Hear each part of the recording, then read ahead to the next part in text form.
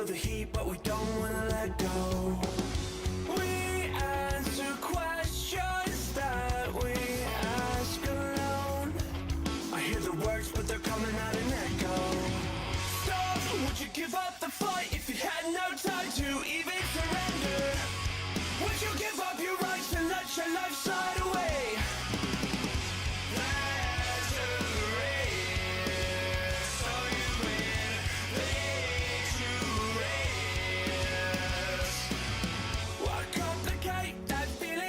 When it suffocates at the bottom, don't take the bait, just walk away, resuscitate your nirvana.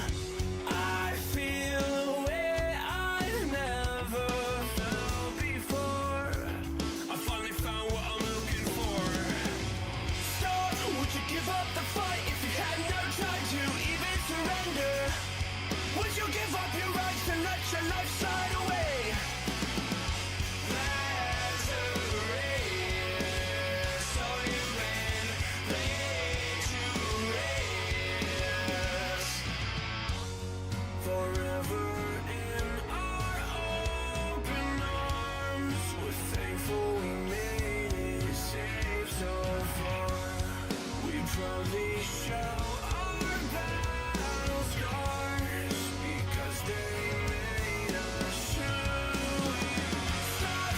Give up the fight if you had no time to even surrender. Would you give up your rights and let your life slide away?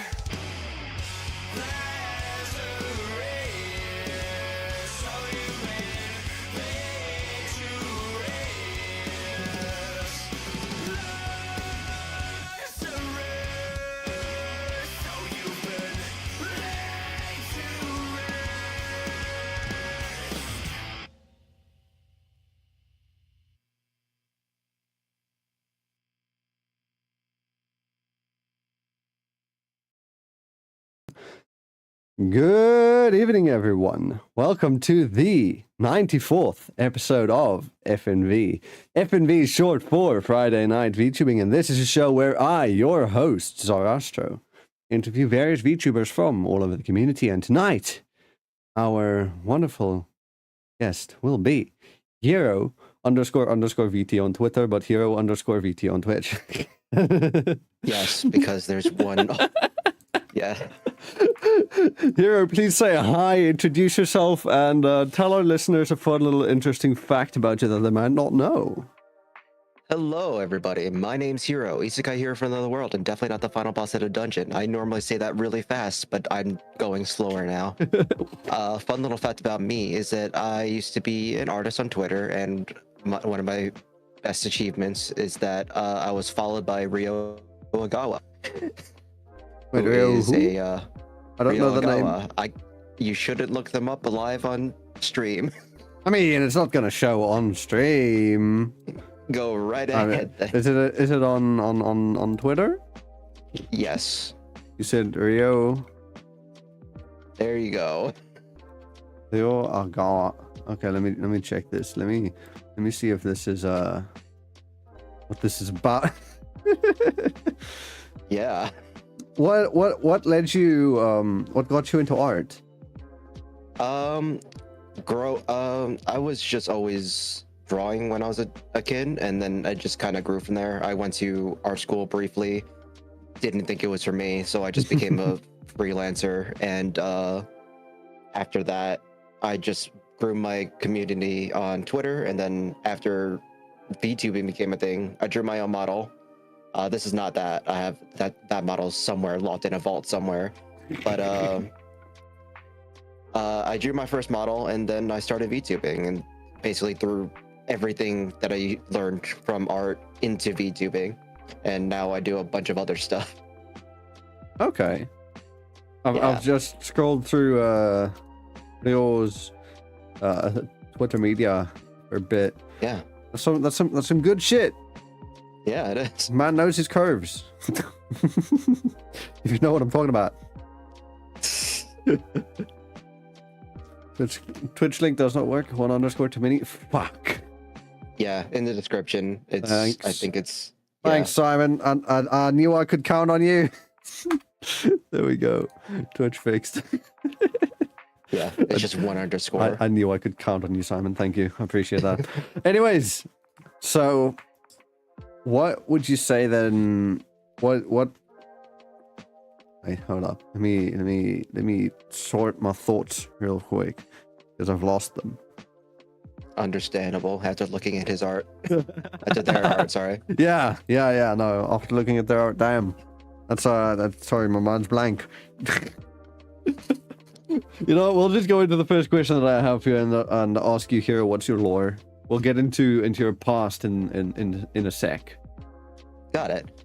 My lore is that I actually have two forms. One of the demon king, who's actually more of a queen, but whatever, and the hero, which is me. We escaped from the confines of our world, which was an ultimate game. Because people just kept putting us against each other thousands and thousands of times, so we got sick of it. And after that, we broke free of our game, and now we're part of the real world. Oh, hell yeah. Yeah. And that's the isekai part. Yeah. So you didn't have to die. No, we just Lucky left. bastard. See, I'm also a demon, and I'm also part of the reincarnation gang. But hey, you see that scar over my eye? Yeah. Yeah, nah. Not surviving that one. Totally not. Yeah. But okay. So then, do you have the demon form? Can you show it? Yes, it would require me to. Oh, okay. It's to a switch lot. models. Yeah. Ah, okay. No problem then. Yeah. Maybe we can go into that later when I'm doing an ad read or something. Yes. But okay, so I like that lore. What type of otome game was it? Was just your bog standard generic otome game? It was, yeah. Basically, there was the main heroine, and there was love interests. And the main route was the hero, which is me, and constantly fighting over and over and over and over again, fighting the demon king, dying, reincarnating over and over and over again. Then we grew insane, and yeah. Eventually, you and the demon king just became buds. Yeah, eventually we fell in love, and we just left. That's going from one. That's a different type of love-hate relationship. Yeah, I love enemies to lovers. It's one of my favorite tropes. I mean, it's a decent trope. I feel like it can be a bit overused in Hollywood nowadays or anything like that. We're not talking about Hollywood. We're talking about the internet and anime. True. Where it's not used enough. Actually, there's fan fiction. True. Fair enough. You know what? Yeah, I'll take that. But okay. So then, what would you say were some of your biggest influences or inspirations behind your design? What made you choose to make the hero look like he does? My original design, it was very similar to this, was based off of the Final Fantasy 1 fighter sprite, which is the dude with the red hair and the red armor and all that stuff. I'm not sure if you know it. It's like the original Final Fantasy. I have no idea what it looks like, but I'm looking it up right now. Yeah, just look up Final Fantasy 1 fighter. Why the fuck does my Google not want to open? Thank you. Dude, I clicked it like 4 times. It just keeps resetting to the new tab. Standard Beautiful. thing. One fighter. Let me see. Final Fantasy 1 fighter. Oh, okay, I see. Yeah, my original design was based off of that with the same color palette and everything. Because Final Fantasy has been my life for a very, very long time. So I just wanted to incorporate that to my design. And then after a while, I got the new female design, which was pink. So to go with that, I made an updated version of this the male model and made it pink as well. Hell yeah. I love me some pink. I love pink. I love pink is my favorite. Around these parts. Absolutely. It's not my favorite. Red's my favorite, but pink is close enough Blue to is actually my favorite. Yeah, I like the little blue accents that you've got there. Yeah. Like in the that's my hair, on the favorite part. gems. Yeah. really flowy too. But okay. So what else then? How did that evolve through time? How did that lead to where you are now with the design? Originally, I was content with the design. I was going to just keep building upon the red design.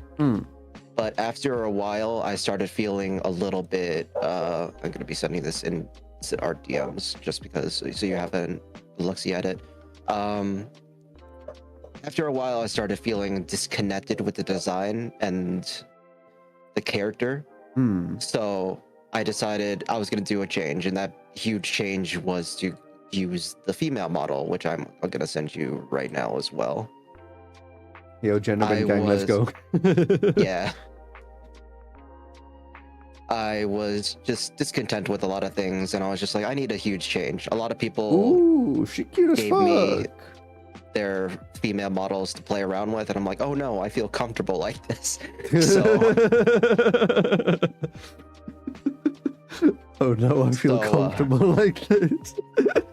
So I changed up, and then I used that model, and then I was just like, okay, time to bring back the male model. So again, I settled down, made a design with my designer, their name is Shapeshift. They do all my designs ever since that original female design. They've been doing all of their design work for me. Damn. And we came up with the new design that you see now. Okay. I really do dig that female model though. She's cute. Cute as hell. Very adorable. I love her. But okay. Oh, that's a cool path. Can you, by the way, can you send me that designer's at? I wanna check more of the shit. For future reference, maybe. They are very good. Yeah. But okay. So then, what you said you started out as an artist, right? Yep, I started off primarily as an artist VTuber. So, but you were an artist before you became a VTuber. Yeah, but it was still part of my repertoire. Now I don't even. My tablet is somewhere on the floor somewhere. It's lost. It's lost in the clutter that I call my room. Oof. How long were you doing art before you became a VTuber? Since I think around when I first started, it was around 8 years. I think around 8 years. Okay. And it's been a while since then, so it's been 10 years since then, since I first started drawing. So you started 2 years ago then? VTubing. No, I started a while. Oh, VTubing, yeah, you started 2 years ago. Sorry, I should have. Sorry. Okay. 3 years now. It's I hit my 3rd anniversary on September 1st. Oh shit! Congrats! Happy 3rd year. I'm gonna hit mine on October 29th, so which is also not too far away. everyone's in the later half of 2020. That's when everyone started coming here. True. Some just slightly before the others. Yeah, some slightly before like boom that happened in like November. Yeah, big boom thanks to Halloween. Yeah. Actually, it wasn't Halloween September. Around now. now. It was around September because I remember I started after they had started. Yeah, the big boom happened after, but it gave people like a couple months because just because they started in September doesn't mean people started also like the week after. People first had to prep after. Yeah, for like 2 months. Yeah, so some of us have already been prepping for like months before. Yeah. Although Ian just beat us to the chase. Or beat us to the punch, rather. Yep. But okay. So then, what led you to becoming a VTuber? How did you discover it? Originally, it was Keys and I, but I feel like that's everyone's story. So You'd be surprised how many people actually don't start there. Really? Yeah. But yeah, the original. I started with the original VTubers. Yeah. So like Mirai, Akari. I just met Keys and I. Not gonna lie. There was the Kaguya Luna, I think her name was. Was it Kaguya Luna? It was the drunk. Isn't Kaguya Luna? Why does that sound like a Niji name? A Niji Sanji name? It's not. It's not. Kaguya was one of the originals. She had white hair, like a cat ear headband. She was always drunk, and she said "Ohio," good morning, good morning, good afternoon, good night, all at once. She's gone now, I think. So. Oh wait, is she where that quote comes from? Ohio. It's something like that. Yeah. Okay. If you see her, it might bring back a memory or two. No, I've never watched. As I said, I've never watched anyone else than, or anyone other than, what do you call it? Than Kizuna. When it comes to I watched the all the old original ones. VTubers. It does seem familiar though. I do think I've seen collabed it. with Kizuna, yes. Okay, so you fell down that hole, and then Yeah, like the original. Yeah, and then how did you figure out? But hey, wait, I can be a VTuber too. That didn't happen till way later. I found Hololive by accident after following Kizuna for a while, and I saw Hollow Stars for the first time. Okay. And I was just like, oh, guys can do this too. Oh no, I'm not a binary. Oh, but like no. at the time, I didn't learn that until later. That was a secret. That was a secret even from me. But I saw that guys could even be part of be a VTuber. I thought it was like a girl only thing for a while because I only saw girls streaming as VTubers and stuff like that. Yeah. Then there was one VTuber that was part of Hollow Stars. They were also pink haired. They inspired my female design entirely. They were part of the same wave as Oga and Shien. I forgot their name. Tsukishita Karu. They were a cross-dresser VTuber model, but they still I remember. Yeah. Again, I'll just send these in your DMs. Yeah, I remember that model. Yeah. It was really important to me that because as an artist, I only drew girls, so I was just like, oh, I can draw my girl model, and then still be okay with it because this is pretty okay because they're part of a huge company. Yeah. And then I became a fuckboy instead. Because I got scared that people wouldn't like it. I also did that. I had a lot of friends who were artists who only drew women, who were female models or anything like that. And I was like, you know what? Fuck it. I'm gonna get gender bended. And I did, and then I got less art than before. Somehow, I don't know how, but I don't know. People like drawing the male me more, so I probably will go back to that in the future. But first, I want to get a 2.0 for the gender bend because I've got a really sick idea that I really want to implement, and I think it'll be fun. I want to do it real bad. Money. Yeah, that's a big factor. Shit's expensive, man. It is very expensive. Back then, it wasn't as expensive. No, because no one knew what they were doing, so they were just testing the waters. True, unless you were Brian Tui. You've already been doing fucking tutorials for 5 years. Yeah, that's true. Dude, my man started uploading live to do tutorials in 2017. Like, what the fuck? It's crazy. What the fuck? He did the tutorials for live today. Like the official ones. Only kind of thing. Yeah, it was a corporate only thing. It was specifically, by then, live to do was mostly used by gacha games. Yeah. The biggest one was the people who made Nikkei. What's the other one? Destiny Child. Oh, Destiny's Child, yeah. And Destiny Child and Azure Lane. Yeah. And Girls Frontline, they used a lot of live TD, but it was it was primarily just for corporate. Yeah. But the live TD in those games they're fucking peak though. It's amazing. One of my friends found a repository on GitHub once that has a whole bunch of just gacha game live TD files. like not the actual editable version, but the raw files that you can open up in the Live 2D viewer.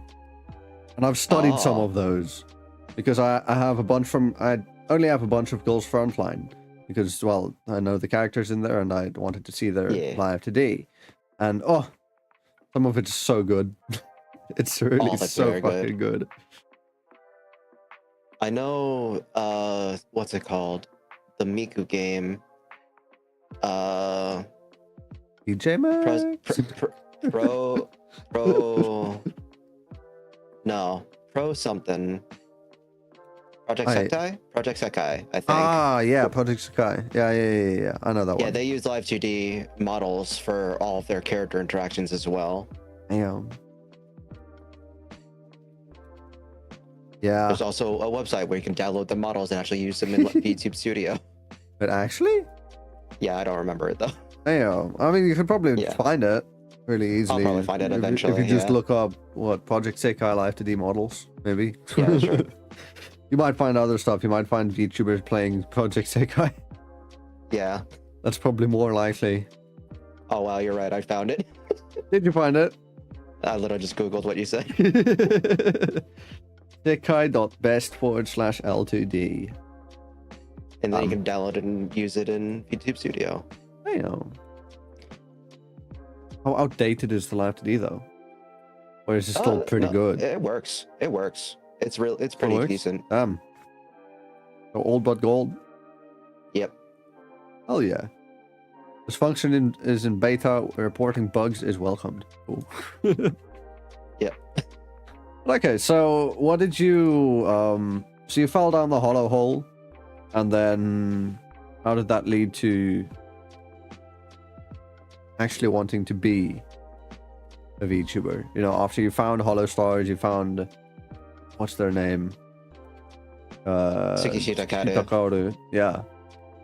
The last and final straw that put me over the edge and made me into an anime person on the internet was a bunch of my friends that I grew up with in the art community. Yeah. Also were VTubers. Oh, so they became VTubers. Okay. Yeah. Yeah. So I'm just like, oh, you guys do this? This is just something you do? And they're like, yeah, we've been doing this for a while. I'm like, oh, can I do it too? And they're like, yeah. And I'm like, okay. Because then I thought it was like a company only thing. I thought it was just like, oh, only like they have like a copyright or something on this. And I was like, oh no, they don't. You can just do this whatever you want. Yeah. Like, oh wait, what? Live 2D is free? What? Well, at least there is a free version. Okay, no, that's cool. So then so you got infected. That's what happened. Yeah, it basically was like a very it was a slow burn. Like it didn't start, like it started in like 2015. That's when like the seed was planted, and then it didn't do anything until 5 years later. When it's like a seed that grows in like the areas where there are wildfires often. Yeah. Where it's like you needed the fire to start the the thing. Okay. First you need to lose everything. I deem you guilty by association. But okay, then the next question that I have for you, which kind of goes along with this, is in more specifics, who or what inspired you? Would you want to drop some names of your friends who helped you out maybe, or anything like that?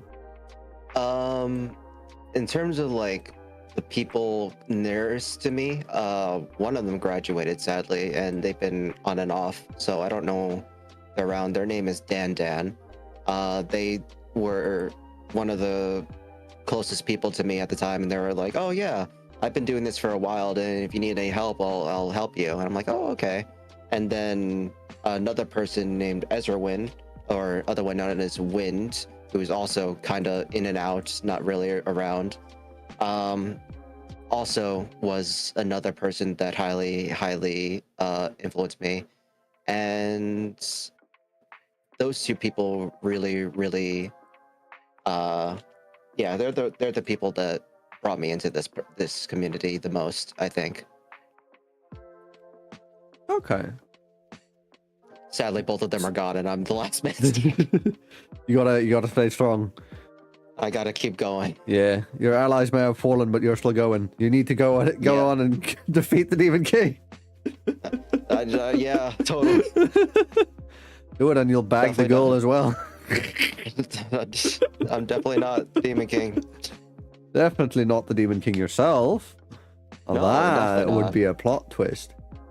No, Imagine the heroine just definitely not the final boss.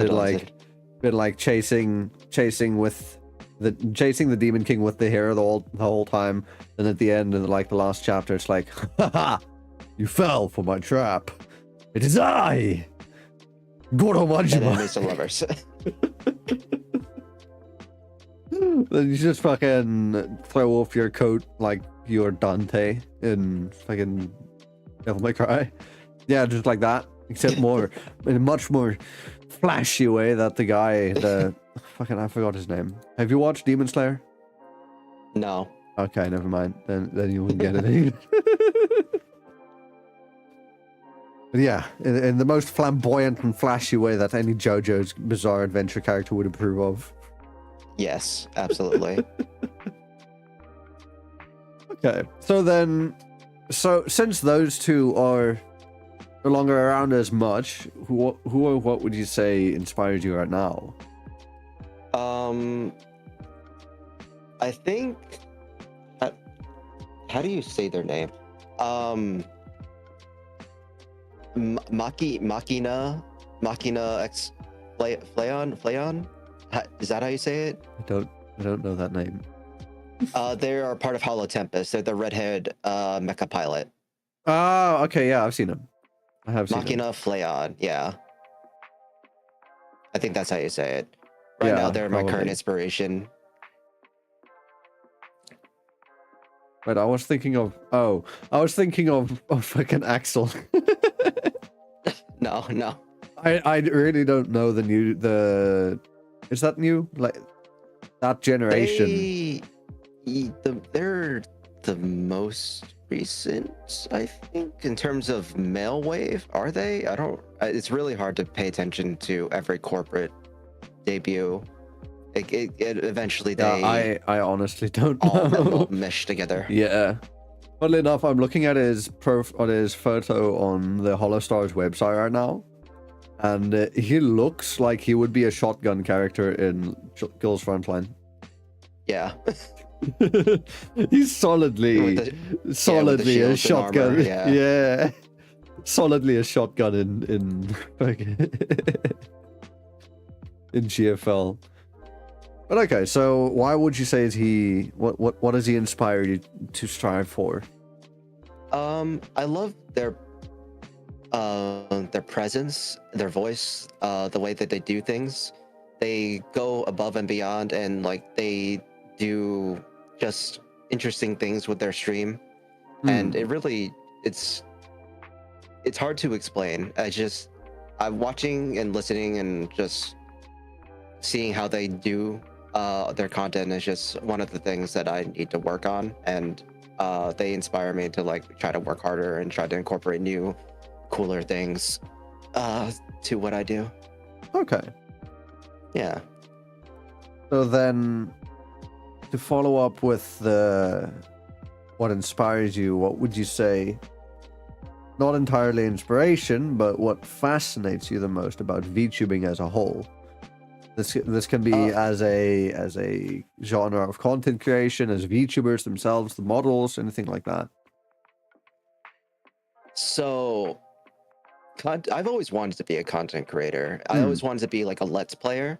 But you know, like, because I grew up also with Markiplier, PewDiePie, all those people. Yeah, basically all those people. Yeah, so basically all those people I grew up with. So like, I always wanted to be like a Let's Player, but like, I wasn't really comfortable with showing my face everywhere. Yeah, because I've been on the internet for a very long time, and I know the problems with having your face out there. So I was like, okay, I'll do it. Maybe I'll just be someone like Vinesauce who doesn't show their face except occasionally, you know? Yeah. But then I just kept putting it off and putting it off and putting it off and putting it off. Never happened. and never happened. And then VTubing came along, and I was just like, you can do this as an anime person? Because I was an artist at the time. So it was just like, oh, I can do the thing that I already do and do the thing that I wanted to do a long time ago and combine the two aspects of my life. Yeah. And then instead of becoming a Let's Player, I became a streamer instead, which is different entirely in how everything works. Oh, definitely. But, yeah. I mean, you can still do things in a way where you can stream them anime content from it. Yeah. Because if you're going into a stream with a plan, like let's say I've been playing a lot of Rust, right? So I've been watching a lot of Rust content creators.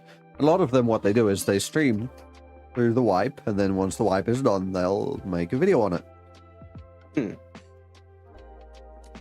It's just I'm bad at planning. Don't worry, I feel you on that one.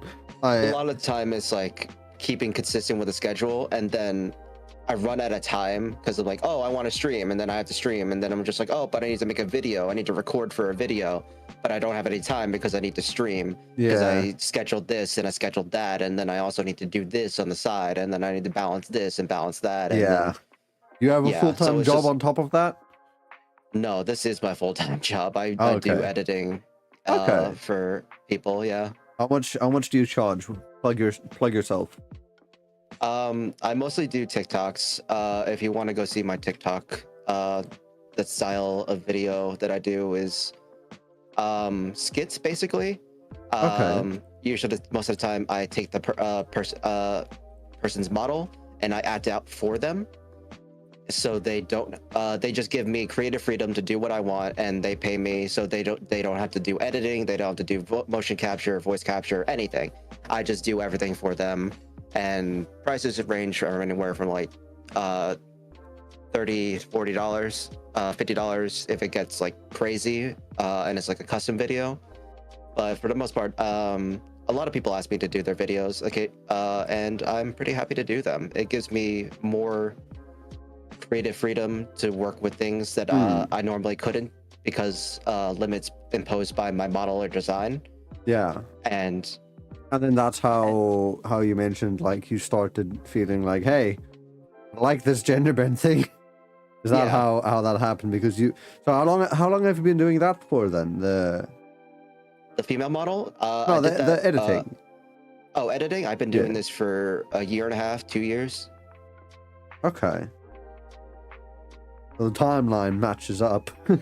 Yeah. Okay, no, I like that. I think I might actually, I might hit you up at some point for that. Because would you be able to do like model showcases for me? I can't do the pretty ones that like with all the bouncy things, but I can do very simple ones. I specialize in TikToks and such. Okay, so I can do model showcases in short form. I mean, that sounds like a good idea, no? I haven't seen too many model showcases in YouTube Shorts scrolling through my algorithm. Yeah, most of the time people don't care about that is the thing. Most people just care about the content-wise in terms of shorts and such. Yeah, that's also true. Yeah. Plus, I think maybe if you do like a showcase on shorts, a lot of people see it, they might come to your channel thinking, hey, I want to see more of this person, and then they're like, wait, this isn't that person. What the fuck? I got scammed. Yeah. A lot of the time when I was using my female model, people were they came to my thing and just like, your voice is weird. I'm like, yeah, I know. Dude, that's one of my favorite things about being gender bent.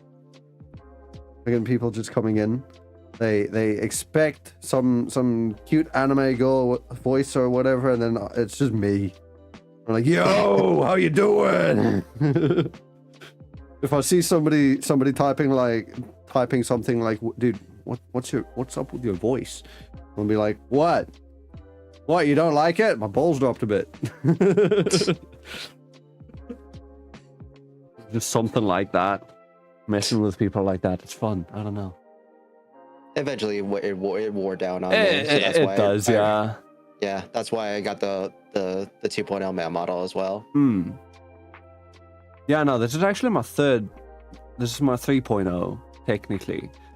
It's 2.0 gender bent. 3.0 will be something else, but yeah. I've just Numbers I don't are know. weird. Numbers are weird.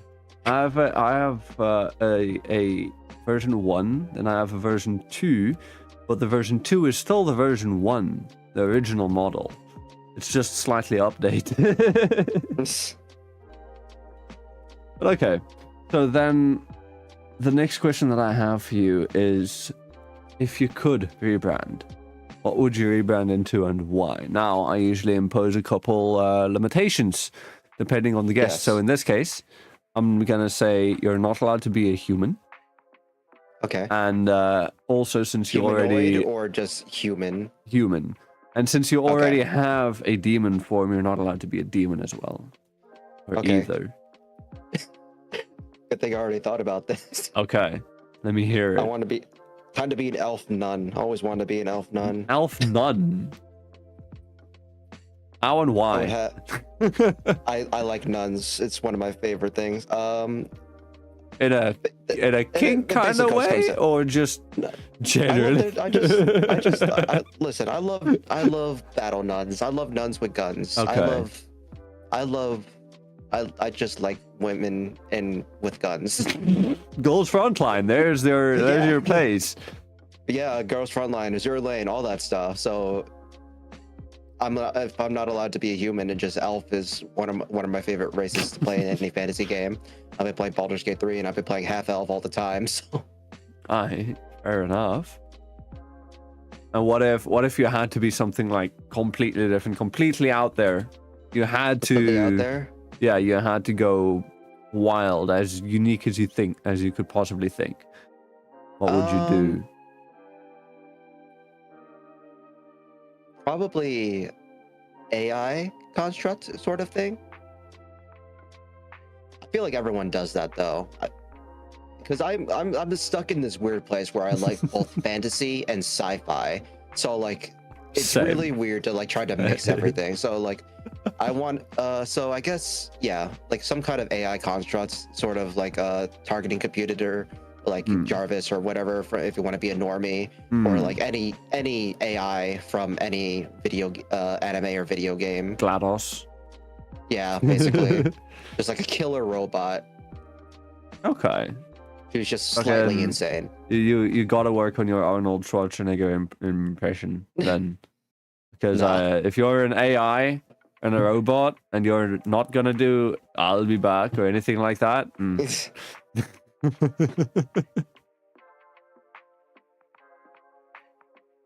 But okay, so why specifically the AI? Why specifically AI? Yeah, because I mean, you can be other technological type stuff. There's something just, again, I feel like everything is just, we're at the point where everyone knows everything's overdone. But like, there's so many like robots and everything. Cyborgs. AI leaves a lot to open. So because AI is a digital construct, so you can literally change a bunch of things about the design, and it would just make sense because the AI would just change and adapt depending on the situation. Yeah. So that leaves a lot of room to maneuver with designs, hairstyles. Just, you know, if you want to change your eye color, just like, oh yeah, I could just do that on the spot, stuff like that. Yeah, and it makes sense lore-wise. Yeah. And as someone who is completely and utterly bad at making decisions and sticking to them for long periods of time, as most VTubers are, having that freedom. VTubers have commitment issues. Yeah. No, we do. Why do you think everyone rebrands so much? Redesigns, all that stuff. I mean, to be fair, me and you, kind of. Would you consider your previous? Would you consider it a rebrand? Probably not. No. No, I've kept, like, I consider a rebrand completely changing your name, completely changing your everything. Yeah. I went through redesigns. Yeah, no, redesigns are fine because I mean, Yeah. The design can get a little bit stale after, streaming like 1 year with it. Like this is probably the longest I've gone with the same model, because I had a model at my debut in October 2020. Then I got a new model on my 1 year anniversary, and then after that I got this model on my birthday, or well, I debuted it on my birthday, which was just like 6 months ish later. And now we're almost to like a year and a half of using this model. So this one's been used the longest. I just got this model, I think, on my birthday of this year, which was in March. So, but I have a similar time frame to you. I started with the model, and then within like a year and a half, around my next birthday, I started getting the female model all set up, and then in October I debuted that female model. I kept that female model for a year and a half until my birthday, and I started working on this. So I only had the 3. I have a bunch of like sub models that I got in between with regarding the designs, but I wouldn't call them like 1.0, 2.0. They were just like kind of like temporary. Okay. Temporary. Yeah. What type? How would you describe them visually, like one of the models or something? There was a chibi model of the female design that I got before the female model was done, and that was just like a chibi model, just so I had it like a surrogate model and had something instead of just a PNG. And then I had another model from a friend who was rebranding completely, so they were getting rid of their old model, so they redrew the model to fit my my new design and gave me that as a temporary placeholder until my new model was done. Oh, okay. Yeah. Yeah, that's so cool. Again, they were both placeholders. They recycled the VTuber. Yeah. They recycled their model. Not enough people do that. I mean, yeah, mine's been collecting dust on the shelves. Yeah, and to recycle. They get pulled out every once in a while when I want to show someone. I'm like, hey, look at the evolution. This one's much better than the previous, and hey, that first one, don't even look at it. Don't even. But okay, so then why? What would you say is the reason why you started making content? Like, I know you said earlier, wanting to be a Let's Player, but then what was that? What was that inspiration? Why did you want to become a content creator in the first place?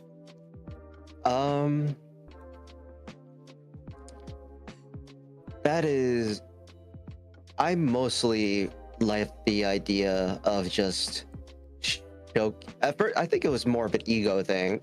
I think that's most of what it came from. I felt when I was growing up and when I was watching these Let's Plays, I was like, oh, these guys are so bad at video games. I could do this, and I could show them how good I am at video games. So it kind of stemmed from like that kind of thing. Yeah. Where I'm like, it was kind of like an ego thing to start off with. But then as I saw them grow and everything, and I started enjoying their personalities and such like that, I'm just like, I kind of want to like branch out and like do something with just like everything. I want to like build and foster a community like these people have. And that idea just kept growing in my head. And then eventually life came at me fast. So I had to actually, I had to put those things behind me because of, work and such. Yeah. After that, again, as I said, the VTuber boom started happening with, Keys and I, all those people. And then it came to 2020. All that stuff happened. The boom. But yeah, it mostly it stemmed from like this ego that I had as a child. But eventually it came into something that I guess is more like, what's it called? Not calm, but yeah, I calmed down. That's a good. Yeah, that's a good analogy. Yeah, you calm down. Yeah. Okay. So you mentioned then afterwards, moving into streaming. What were your initial thoughts about going into streaming? How did you want to like do it? How, like, content wise, what specifically did you want to do at the beginning? How did you want to take this, or where did you want to take this rather?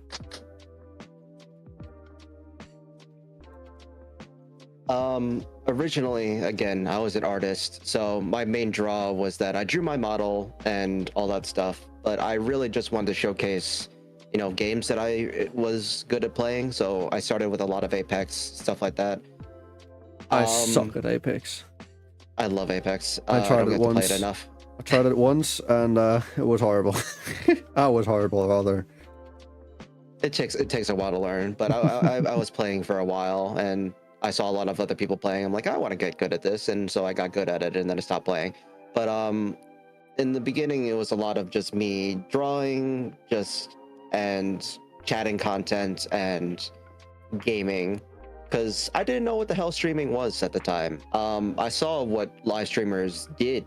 I used to watch Vinesauce compilations on YouTube, and I was just like, oh, he just does funny stuff and talks on stream sometimes and does jokes. And I'm just like, I could do that. I can do that. I could do that again with the ego, but not like, I'm better. And it was just like, oh, I could do that. That seems fine. Yeah, it's not like I can do it better. It's just like it's doable. Yeah, it's within my within my skill level. Yeah, it's not a fucking way out there goal. Yeah. No, speaking of goals, what would you say are some of your goals that you have? At this point, it's just keep going. I used to have such lofty goals when I first started. Don't graduate. I had such lofty goals when I first started. I was just like, I'm getting a partner within like a month. I'm like, no, man, that's not going. Same. No. When I started, right, I saw the boom that VTubers were having. I'm like, yo, dude, people are like debuting and they've got like hundreds of people or more watching them within like a month, and then I debuted. I had like 5 friends with me, and I'm like, no, this is not going how I wanted. Now 3 years later, it's still not YouTube partner. Close, but still not there, and fading, because the full-time job that I've got it does not give me time to stream. So I'm not getting any watch hours. That's the only thing I need. Yeah, that's what the whole part of like making content for people to watch outside of your streaming hours is important. Yeah. That's what I wanted to do. I wanted to make Let's Plays and stuff, but like I just, all the time is taken up by streaming and work and... And now your time's also taken up by doing that, but for other people. Yeah, so I had to do it for myself. I need to do it for other people, and it's difficult to be a one-man show. Yeah. So then, with that, so with you doing the shorts for other people, or the TikToks, whatever, the short form content for other people, do you sometimes repurpose those same things for yourself?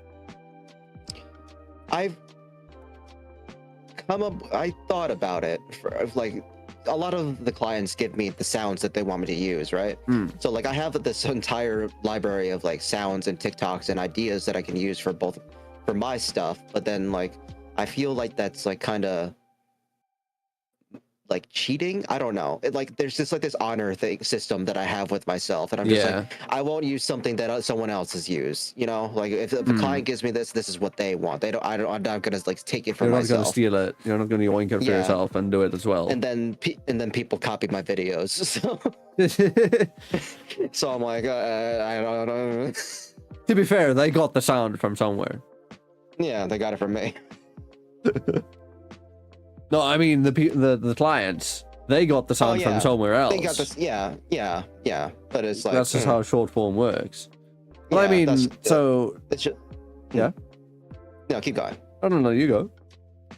It's just like I realized that it's just like the snake eating itself on TikTok and YouTube Shorts. It's just like everyone's just like constantly putting out stuff, and then someone takes it and eats it, and then that person, another person, and another person, and another person, Yeah. until the person it goes back to the other person where they make new content, and it just keeps eating itself, basically. Yeah. And then how have you seen like your shorts blow up? Yes. Yours or your clients? I mean, Both. both. Yeah. Okay. So you'd say I don't- you then have a bit of a success rate with Yeah. those edits. Yeah. Absolutely. I mean, people wouldn't pay me otherwise if they didn't like what I do. Fair enough. I mean, yeah. Yeah. Okay. So then what would you say are, going back to the goals thing, what are some out there goals that you have now? Like I said, I just want to keep going, but for the most part, I do want to start doing like actual long form edited content that's exclusive to YouTube. I keep promising myself I'll do it, and then I get dragged down with more work over and over again, so I can't do it. So I'm just like, okay, I'm gonna set aside this day to record, and then I record the stuff, and I'm like, okay, when's the day I need to edit? And then that day never comes. So I have a bunch of recordings just sitting there. But like as for editing the videos, that's a whole nother thing entirely. Yeah. It needs more time. My phone is ringing. Let's turn that off. But yeah, it's a lot of like making that promise to myself that I will sit down and I'll make a let's play. But because streaming is streaming, and it's good for when people are there at the time. But no one likes going through VODs. No one likes going through VODs at all. No. Like that's just how things are on YouTube and Twitch. I mean, like, when you have a VOD there, it's like people will watch it sometimes. It depends. Yeah. It depends on who your viewers are, what audience your VODs pull, and who you are. Because I know people. Yeah, that too. Because I know people who one of my best friends. While he's just chilling, like playing a grindy game or something, he will put on Smitty VODs. Yeah, he'll put up VODs from Smitty because he's already watched through everything on the main channel, and the plus channel, and the plus 2 channel, and the spoiled milk channel. He's basically watched everything. So, you know, having the VODs that take up a lot more time gives you a lot more to watch. Yeah.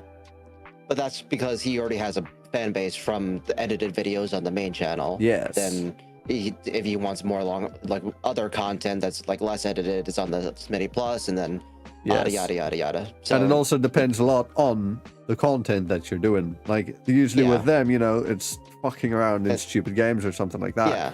They're not gonna be hard stuck in elo hell on fucking League for 3 years. Yeah.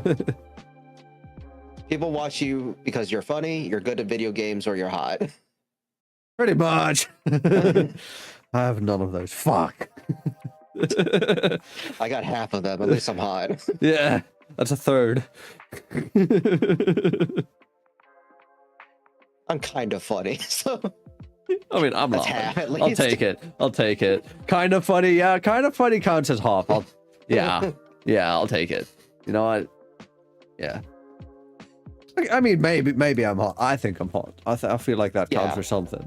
I think I'm hot. Somebody else might That's not. all that matters. But I do. Who cares what they think? Yeah, as long as you think you're hot. Exactly. Confidence comes from inside. Confidence comes from lying to yourself in the mirror. Looking into the mirror like Crying. Just crying, holding your I'm eyes hot, over I'm your hot. face. I'm hot. Yep. That's life. And then you walk outside. You've got bags under your eyes again. Your hair's a mess. You've got your fly is down. Still hot. Still hot in your head, at least. Absolutely. And then you see somebody else post a face reveal or something, or like a VTuber versus IRL on Twitter, and you're like, bro, what the fuck? Like, no, that's hot. I'm not. What the? Your self-esteem just takes a hit whenever that trend comes around, like twice a year. Honestly, that's the thing about Twitter I don't understand. The trends that keep coming back. Especially that one. The face one? Yeah. Like, it keeps coming back, like, at least once a year. Like, I'm betting March next year it's gonna be back. I mean, it's a gift. People are hot. So...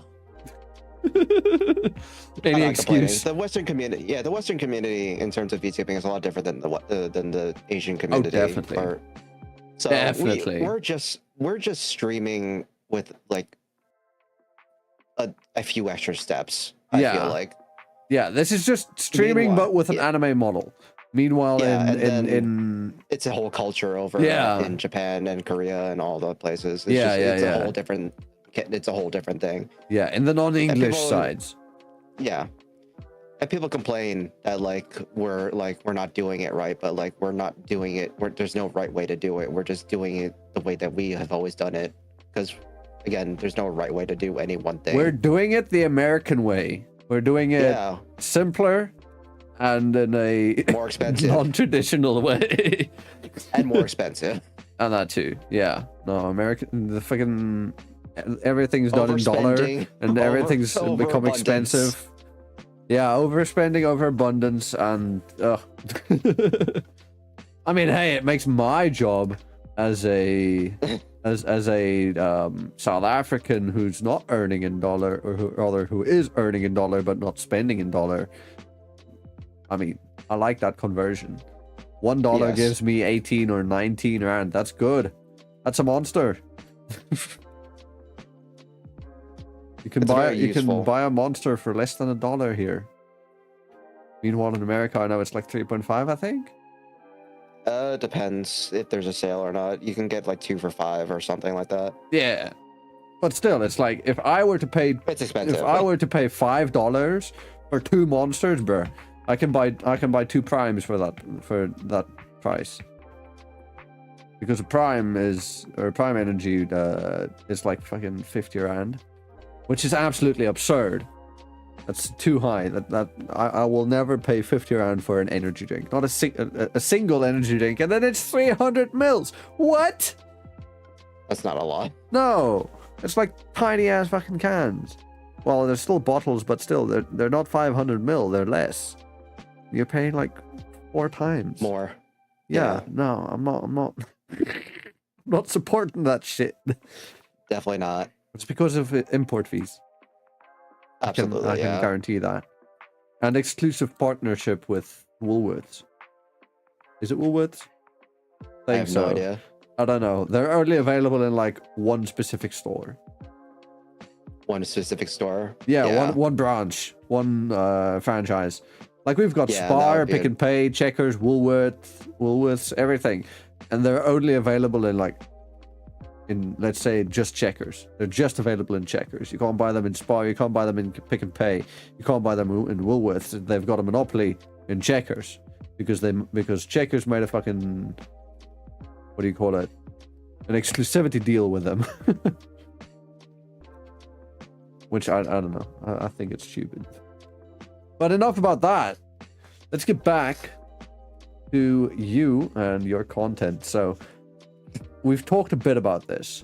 What would you say is your preferred type of content to make? And I'm going to follow it up with what is a type of content that you've not wanted to make that you've not made yet that you want to go into, and we'll exclude long form since we've already talked about that. I mean streaming wise now. Streaming wise, okay. I found that just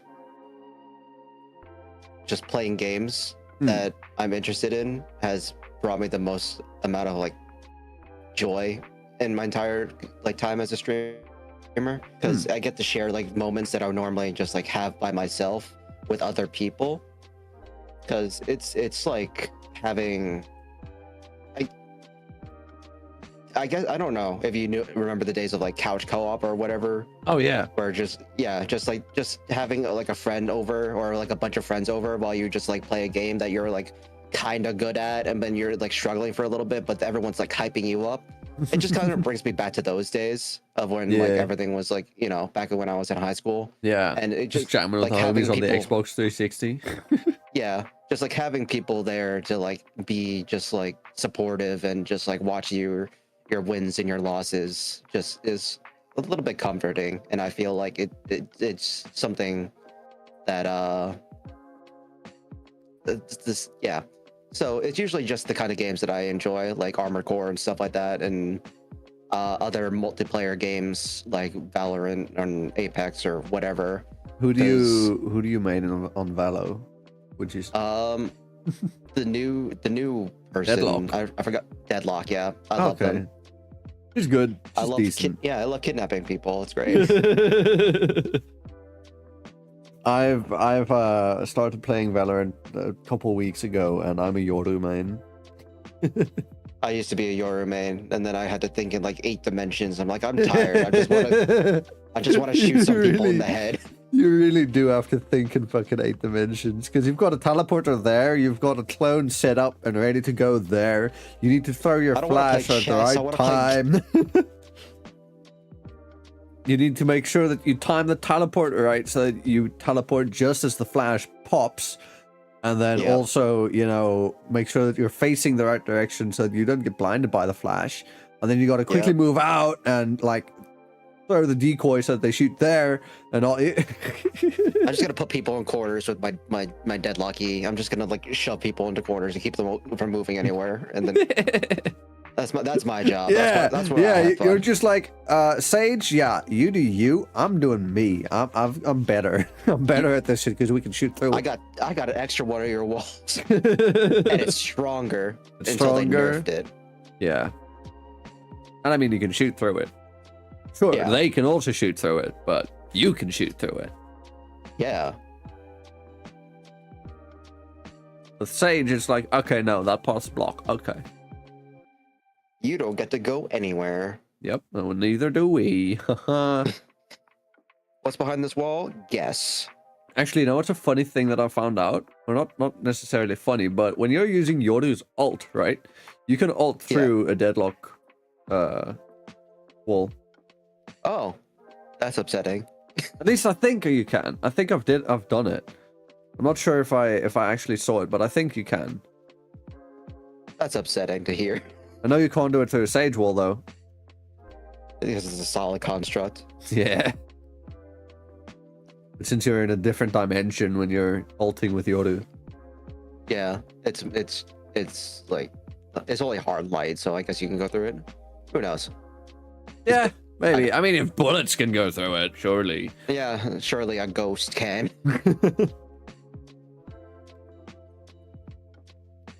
Okay, so then mostly you say like multiplayer type. Yeah. Okay. Just so you can like share those highs and lows with people. Yeah. And then the type of content that you want to do that you've not done yet for streaming. I already talked about I want to do more voice acting and ASMR content, but again, that's just like that's a whole nother can of worms and a whole other community. It's just like I don't live in a very quiet environment. Like I have dogs that bark a lot, and then I have people that always come into my room and bother me. It's just I can't be like up in a mic and doing like whispers and stuff like that, and then someone hears like a dog barking and just ruins it. Yeah. No, I can feel that. I can't do it late at night because then I'll be up until like 5 a.m. just whispering into a mic, and I'll be tired and dead the next day. Yeah. Get zero work done. Yeah. Okay, and then for the videos, what type of what style are you going for?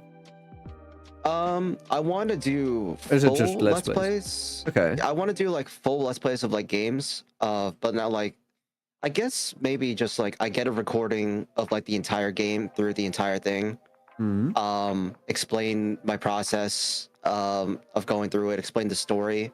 Basically, like just basically do a retelling of like what happened during the story and any like fun and exciting moments that would happen. That way I can get everything done in one instead of like doing a multi-part series. Okay, so almost a bit more of a kind of like a review type thing. Yeah. Not exactly, but Yeah, bit. it's more of like, yeah, it's not more of like, I guess it's like half review, half just like content. Just a funny. retrospective. Yeah, kind of. Yeah. Like playing like a short game, like what's it called? Like Stray or something that's like 2 hours long. So you can just do that and just like explain. And you can easily turn like 2 hours or 2.5 or 3 hours of footage into like a 15-minute video. But the other games that are like huge and have a long story, like Dark Souls and stuff like that's gonna take freaking Forever. That's yeah. So I would probably put it in like shorter games, but there are some longer games that I wanted to play and want to like talk about, but it's just so hard to do that. Okay. And then what do you do when you're not streaming in your off time? Other than edit. Yeah. Most of the time I am I enjoy modding games, and I enjoy like taking apart games and like trying to figure out how they work. And like getting like this perfect equation going with like mods. And I literally spent like I think 5 hours the other day trying to get like 100 or something plus mods to work on Fallout 4, and it didn't work in the end. But I enjoyed every moment of it. It's just like the idea of like troubleshooting and like going through that process has always been interesting to me. Just like trying to change something so like that isn't supposed to be changed and molding into something new. I always like that idea. And I also enjoy playing D&D with my friends. Okay. Yeah. I used to mod Skyrim when I was still playing that back in high school. Or was it primary school? No, it was high school. And I modded this shit out of it. I had probably over a couple thousand hours just in the game. Over a couple characters, and eventually, you know, after your first like 100 hours, you discover mods because you're like, why is this one thing like this? And then you wonder, can I change this? And you find Nexus mods and you discover it, and you're like, ooh, and then you never get out until you eventually break your game and lose all of your saves. Yeah, and uninstall it, and then you try again later. But you can't play the game in vanilla anymore. No. So you download more mods, and you're just like, and then I can never go back to Skyrim. Yeah, I can't. I've played it to death, and when I modded it and broke it and corrupted my save file, it took all motivation because it corrupted my main save file on my main character, which was like, he alone had probably like 700 hours in him, and I'm like, ugh, there goes that. I just like sitting down and like modding and getting all that stuff. It's fun for me. It's cathartic even. Yeah. It's fun to just like experiment and see what works and what doesn't. And plus, once you boot the game up and you see all the mods work and you got like the perfect mod load order, it's like, oh, yeah, did it? You get that sense of accomplishment. Then you play the game for like 5 minutes and you're like, okay, time to do it again. Yep. Yeah, no, I've also spent my fair share of days just modding, going through Nexus, scrolling through the different types of mods, being like, hey, that thing looks cool. And I get it. And then downloading it at 1 megabyte per second because you don't have Nexus Premium. I literally downloaded Premium the other day just so I can get all the mods downloaded and just trying. Yeah, because some of the mods nowadays are fucking massive. Yeah, they're like, some of them are like 2 or 3 gigs. I'm like, bro, it's like, damn, like huge that's like rehauls. Yeah, overhauls. Sorry. Yeah, or it's like, you know, that's bigger than some games, than a lot of games, like indie games especially. Yeah. It's like, damn, dude, what the fuck? And you got to download this at 1 megabyte per second? What? When my fiber line can support 60 down per second? Okay, so then, what would you say is your biggest weakness in VTubing? So this is something that you're struggling with that's holding you back from your goals that you wish to accomplish or anything like that. Time management. I feel you. Time management, 100%. Consistency is not an issue. If I have a schedule down, I will stick to the schedule unless something terrible happens, like my internet going out, or like I'm busy with certain things or whatever. Yeah. But most of it just comes down to time management. I pride myself on like not over scheduling myself, but in that pride, there's just like also like the fact that I can't have the amount of time that I need to stream and also have the amount of time I need to record and edit and the amount of time I need to rest in 1 week. There's not enough time.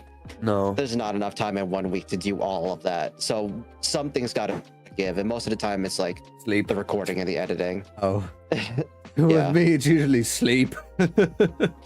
My sleep suffers because of it. Enough already. Yeah. Oh yeah, no, me too. But I've been forced to fix it by the job, and also just that's a great way to do it. Yeah, because I mean having to be at the hospital by like fucking 8:30. Yeah, can't afford to go to bed later than 2. Trust me, I've tried. I learned the hard way. And then time management is just gold. Okay, and then following up with that, what would you say is your biggest hurdle that you've overcome since you started? So something that you used to struggle with that isn't an issue anymore, or at least it's just a minor issue now. At first, I didn't have any skill sets that would help me to further anything. So at first, when I first started, I was just basically I talked at a screen for a while and then hoped to God that it worked, and it did. But after a while, like as you need to grow, you need to learn more skills and doing one thing the same over and over just eventually leads to stagnation. Yeah, so unfortunately, it forced me to learn how to edit, and at first, editing was a chore. Editing was like annoying, and I didn't know what I was doing, and I was upset that everything looked really bad. But then now I'm at this point where I can streamline the process. So like what would normally have been like a 6-hour like edit turns into like an hour and a half. Yeah, maybe. So I screech because I have a bunch of presets now. I have a bunch of like different files and stuff that I can just like drag and drop, and just I have things memorized, so I can just like do things really quickly. I don't have to look at a tutorial anymore. It's just like basically ingrained into my brain now. So I mean, as you learn, that's how things go. When you do it, when you do something enough, it just turns into natural order. Okay, then I just pride myself on learning extremely fast and just like making it into the thing that makes me the most money, and that is my job now. Money, always an important factor. Yeah, especially for living life. Yep. If you've got shit you need to pay off, again, money, you need it. You want to get some nice shit, money, you need it. Unfortunately, it's just the way of life. It is. But okay, so then now we've already gone through most of the questions. I've got one last question for you, but before we do that, I just want to say if anybody has any questions and you'd like to drop them, please go to the Q&A. There's a little blue box there at the top of chat where you can click and ask your questions there. And the next question that I have for you is, or the next and last question that I have for you is, what has been the happiest moment or the greatest achievement that you've had since you've started VTubing? When I first started, I didn't really expect much. I didn't expect to like get to the like. If you told me when I first started that I was gonna be where I am, like I would have like some corporations using my tutorials and like talking to me and mentioning me and like considering me for certain things and aspects of their like day-to-day operations, I'd be like, no, you're fucking insane. I don't know. I don't have anything to offer.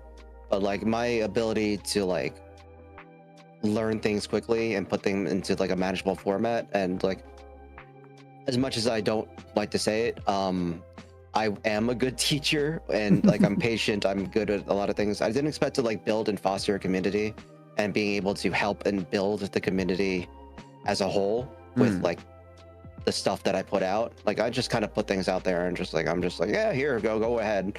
But my shoes tutorial is like almost 10,000 views, and like people in like different companies like VNU and stuff like, and like message talk to me and they say like, oh, this was actually sent to us in like an internal email or something like this, and like we use your tutorial to like use shoes. So I'm like, for real? Are you what? So like, it's just. Guess I'll have to check out the tutorial. I've got shoes. Never used it. If you don't know how to use it, yeah, it's a wonderful program that everyone should know how to use. I've used it like once before, but I feel like it's super resource intensive. Yeah, it kind of is, but as long as you don't use it while you're playing a game, it's fine. Like it's for things like this. It's for chatting. It's for this. Like karaoke. Like, yeah, as well. Yeah. Here's the video if you want it. But I just looked at it. It does have 10K views. I'm like, oh god. The VTubers guide to shoes. 9K. Yeah. Yeah. And I mean that's also a good thumbnail, a good title. Yeah. Oh, what's the latest version of shoes? Point, I think, 10, I think. But there's nothing that's been added that's different than the tutorial. Oh, okay. There's I like was just thinking like once there's enough of an update, then it's like, hey, time for part 2. Get that bag. Yeah. Get those hours. There's a bit of a difference now, but for the general overview and like use of shoes, like this is like, it's still perfectly fine and really serviceable. Okay. Yeah. So that is quite something. I've not heard that as a achievement just yet. Usually, you know, the common answer is like, you know, hitting partner or something like that. Yeah. But having companies actually use your shit, or just finding out, you know, via like a Twitter DM saying like, hey, your video was in an internal email. It's like, what? It was what? I just like visit their stream. I was in their stream and I was just like talking. I'm just like, hey, and they're like, oh, are you Hero? I used your tutorial for shoes. So I'm like, what?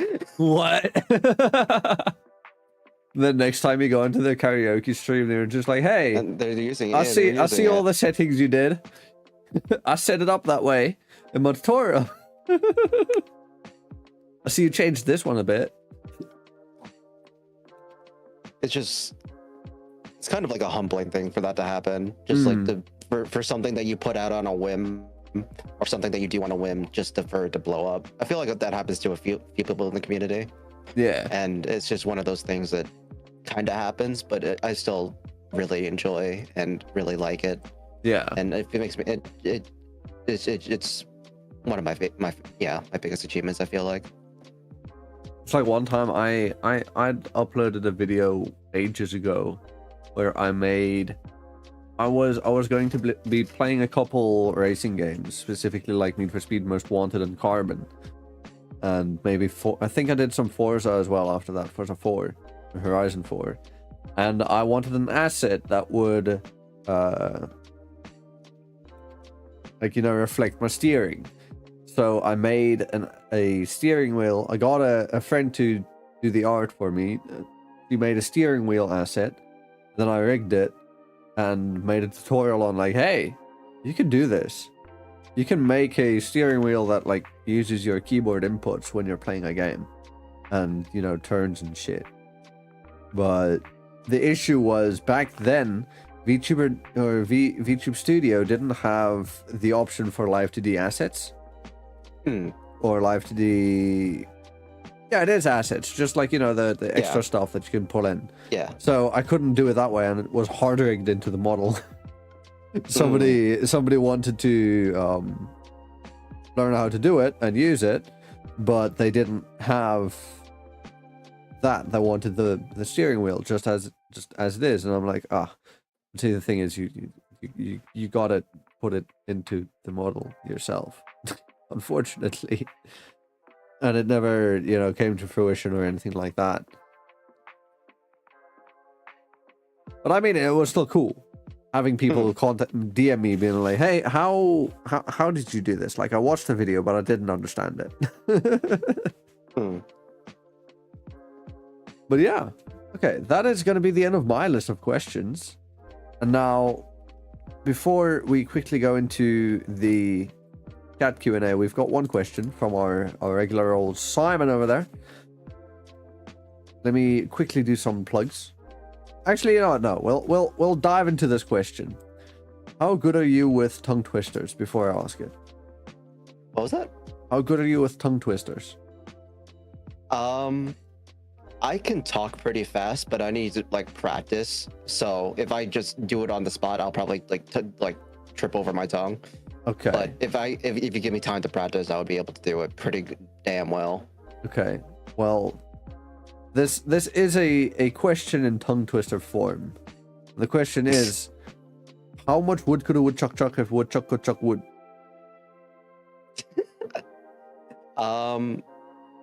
6. 6? It's the first time I've heard 6, but it's wrong, 6. unfortunately. No, it's not. Yes, it is. Do you want to know? Well, in my view, because there is a more proper answer. Would you like to hear it? 420, 69, 420, 69, 69, 420. Are you trying to code raid me right now in Rust? Why?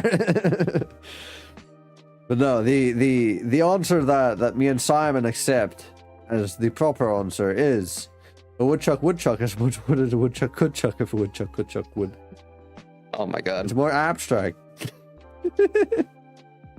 Damn. Now you've got to learn it, because next time, if there is a next time, you've got to ask someone that question, and then you got to know the answer and got to say it. I'll try to practice it. Okay. But otherwise, I've got 2 more for you. Now this time it's not a question. I just wanted you to repeat after me. Yes. So the first one, you might have seen this clip or something, but it is. Oh no.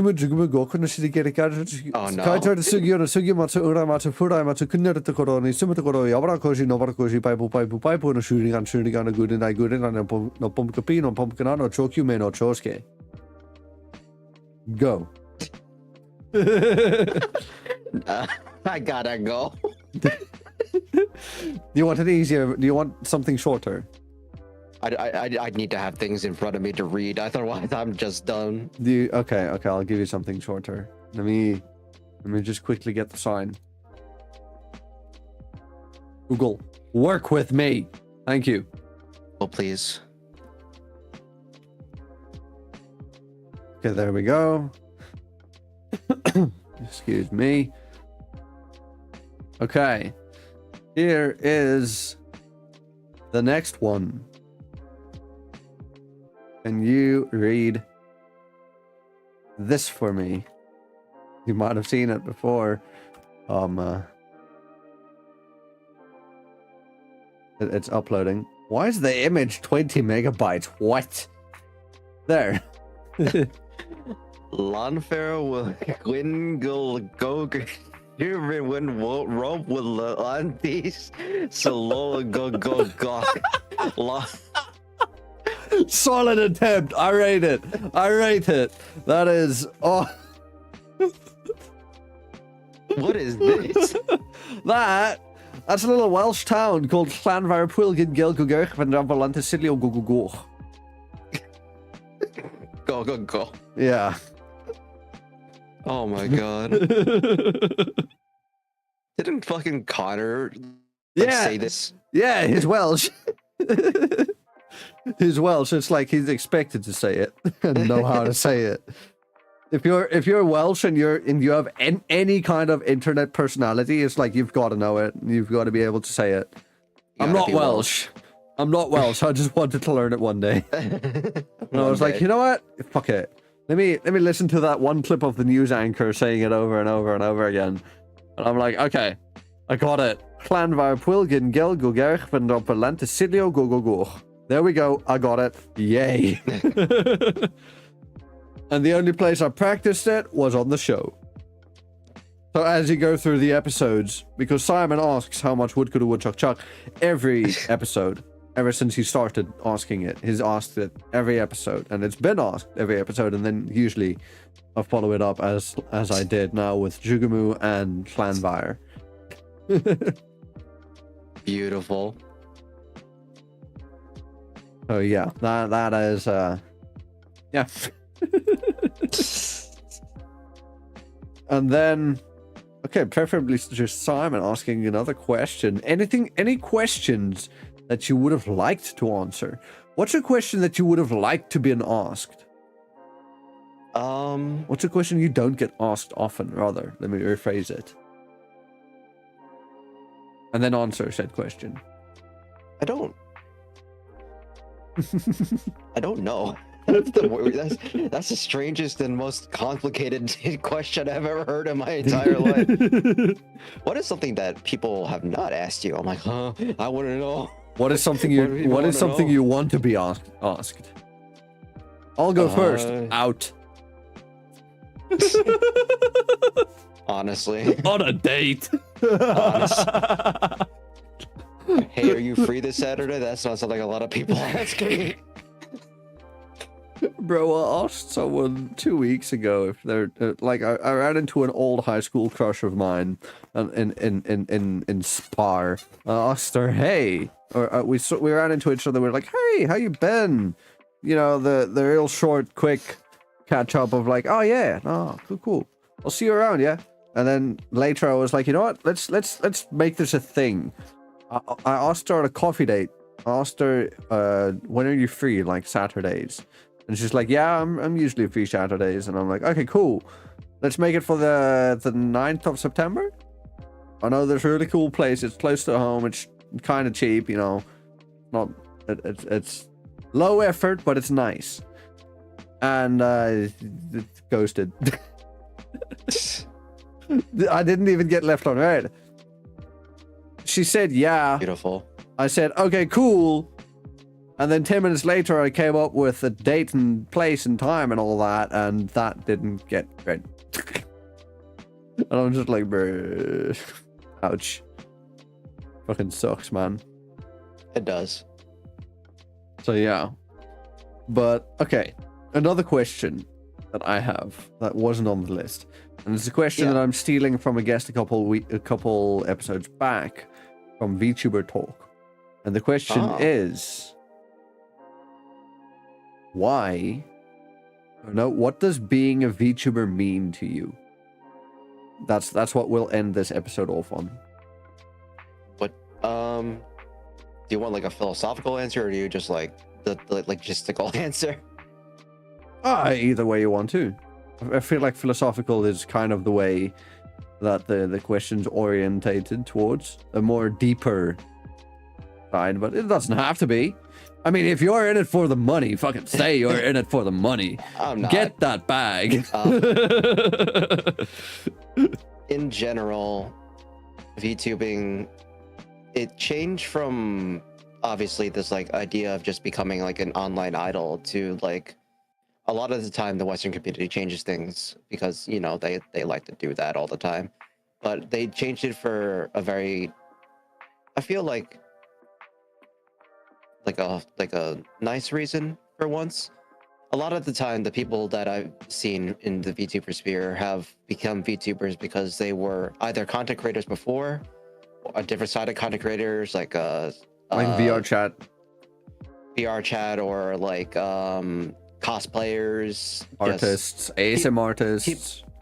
People who were sick of being in like the public eye and like having to be like super you know, out there with like their appearance and stuff like that. And there's also the people that had just started this thing because they want to start streaming and want to start doing like content creation, but they were scared of showing their face. And it turned into this thing where it became this comfort zone for these people. It became the sphere of people that are comfortable and learning how to view themselves in a better light and how to view them and learn how to do these things that they always wanted to dream of, but they obviously didn't want to. They were afraid of showing their face or other things, or just didn't want to do the normal streamer things. So it became like this place and like this kind of like helpline. I don't know the word. But it became like this sort of place where you don't have to be like this supermodel. Like, yeah, you don't have to be a supermodel. You don't have to do like, you don't have to get like made up every morning if you're a girl. And if you're a guy, you don't have to worry about people making fun of your appearance or anything like that. You didn't have to worry about that weird one pimple sitting on your nose. Yeah, you don't have to worry about all that stuff. Like if people don't see it, you just kind of talk into a camera, and people can see you for your personality rather than your appearance. And I feel like that gives more of a stronger community bond than any other streaming place that I've seen so far. Because most of the time it comes down to like, why do you watch somebody? A lot of people on Twitch watch people because they're hot. It's There's a reason hot tubs are a thing. Yeah, it's always trending, and the ASMR ear looking and all, and it's whatever. But if you're a VTuber, like all you have is your personality and your voice, so it gives more weight to the kind of person that you are. And I feel like that's what VTubing is and will be moving forward. Yeah. Okay, I like that. That's a really good answer.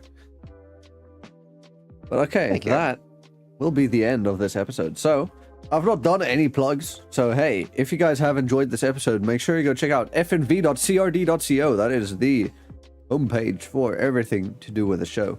You can find us on Spotify, Google Podcasts, Anchor FM, and Apple Podcasts. I used to say iTunes, but iTunes does not host podcasts, it would seem.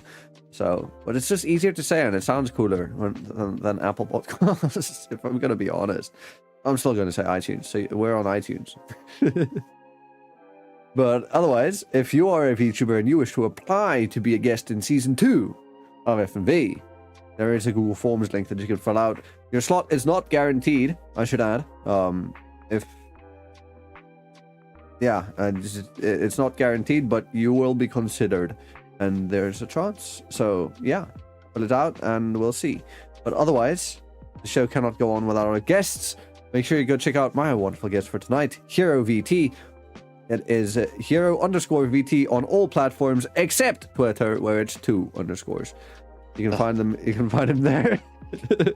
And yeah, go check him out. And hey, if you're a VTuber and you want to commission him for some of your shorts or something, maybe you don't have time or anything like that, go check out his comms. I think I might. Heck yeah. By the way, actually, a question about the comms that I had earlier while we're on the subject. Would you be able to like do just the record the whole thing but not do the editing? Just do the body acting? Yeah. Yeah, I do that too for people too. Is it cheaper? Yes. Because then I like my style of editing. I just don't get the time to record. Yeah. But sometimes I'm like, for people. Okay.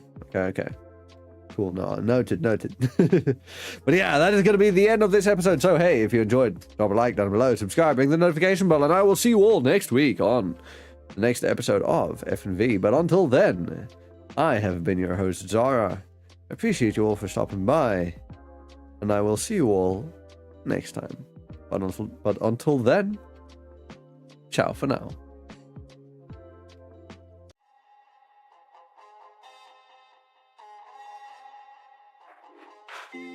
Sun goes down, our spirits free. Nothing left but our energy. Take my hand, we can go and see.